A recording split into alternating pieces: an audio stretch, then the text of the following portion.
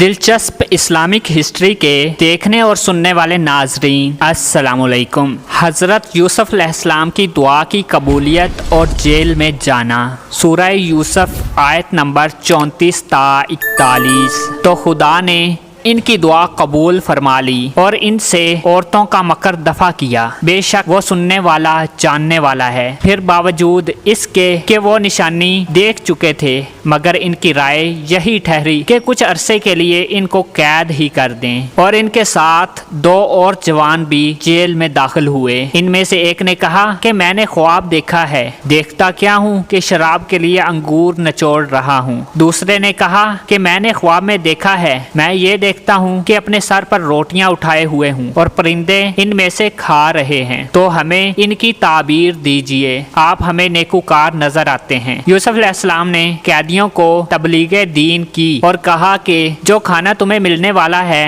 وہ آ نہیں پائے گا کہ میں اس سے پہلے تمہیں تعبیر بتا دوں۔ یہ ان باتوں میں سے ہے جو میرے پروردگار نے مجھے سکھائی ہے۔ جو لوگ خدا پر ایمان نہیں لاتے اور قیامت کے دن کا انکار کرتے ہیں، میں ان کا مذہب چھوڑے ہوئے ہوں اور اپنے باپ دادا ابراہیم اور اسحاق اور یعقوب علیہ السلام کے مذہب پر چلتا ہوں۔ ہمیں یہ لائق ہی نہیں کہ ہم خدا کے ساتھ کسی چیز کو شریک بنائیں۔ یہ خدا کا فضل ہے ہم پر بھی اور لوگوں پر بھی، لیکن اکثر لوگ شکر نہیں کرتے۔ میرے جیل خانے کے ساتھیوں، بھلا کئی جدا جدا آقا اچھے یا ایک خدائی یکتا و غالب، جن چیزوں کی تم خدا کے سوا پرستش کرتے ہو وہ صرف نام ہی نام ہیں جو تم نے اور ہمارے باپ دادا نے رکھ لیے ہیں۔ خدا نے ان کی کوئی سند نازل نہیں کی۔ سن رکھو کہ خدا کے سوا کسی کی حکومت نہیں ہے۔ اس نے حکم دیا ہے کہ اس کے سوا کسی کی عبادت نہ کرو، وہی سیدھا دین ہے، لیکن اکثر لوگ نہیں جانتے۔ اے میرے جیل خانے کے ساتھیوں، تم میں سے ایک جو پہلا خواب بیان کرنے والا ہے وہ تو اپنے آقا کو شراب پلایا کرے گا، اور جو دوسرا ہے وہ سولی دیا جائے گا اور پرندے اس کا سر کھا جائیں گے۔ یہ تم جو امر مجھ سے پوچھتے تھے وہ فیصلہ ہو چکا ہے۔